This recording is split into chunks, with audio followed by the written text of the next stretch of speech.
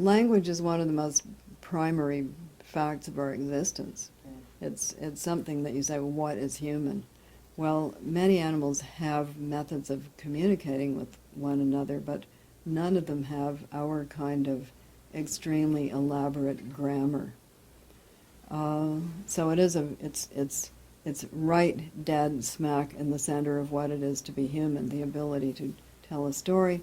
There is another theory that has it that the narrative art is an evolved adaptation, which we got in the Pleistocene, because those who had it had a much greater edge. They had a much greater survival edge on those who did not have it.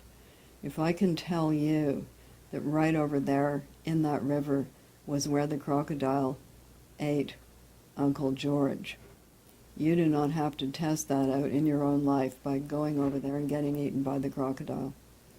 And I can tell you all sorts of other things that are very useful to you for survival in your world if I can tell you a story.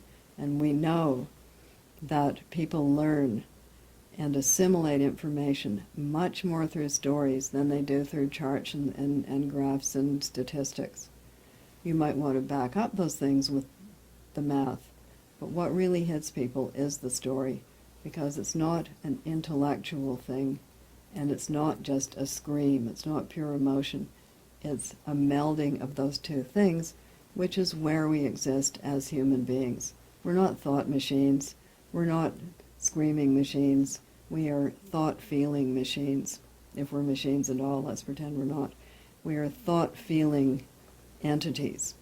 In fact, some people who have done studies on it say that if you remove the emotion from a person through some accident, they have a lot of trouble making decisions because they try to reason everything out, and you actually can't. It's endless. A lot of people sing in the bathtub. It sounds really good. It's got acoustics in there, but they're not singers. By that, I don't mean that they can't or don't sing. I mean that it's not their profession to sing.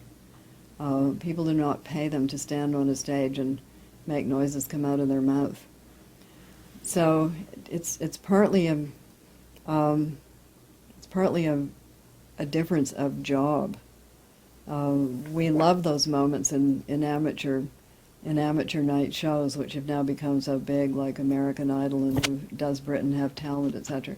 We just love that moment when the person steps forward who has been a garage mechanic or something and bursts into prize-winning opera. We just love it. Sort of chokes you up, because I think it appeals to our humanness. It's okay.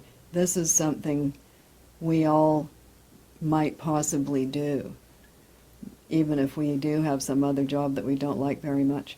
And people who say that ordinary people aren't interested in the arts are just dead wrong. Everybody kind of is, and they all do something in their life. It's like that, even if it's woodworking in the cellar or knitting their own special knit patterns. They're doing something creative, because we are a very creative species. The difference between everybody doing it, no matter what their day job may be, and the people who are professionals is that the people who are professionals have somehow been able to cross that threshold to the place where they have an informed audience and where they can scratch a living out of it in some way. So I think that's partly it, and in order to do that, you have to be probably pretty dedicated. That is, you have to put the work in it. You have to put the practice in. As I say to people, you can't just sit down at the piano and be a concert pianist. There's the part where you have to practice, and there's the drudgery, there's the work, there's the hours. I think it's Malcolm Gladwell who has a theory about how many hours you have to put in to get really good at something.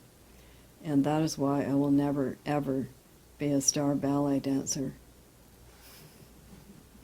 However much I may like to leap about, I am not that person. Because I did not start when I was 12 or whatever it was, and put in the practice.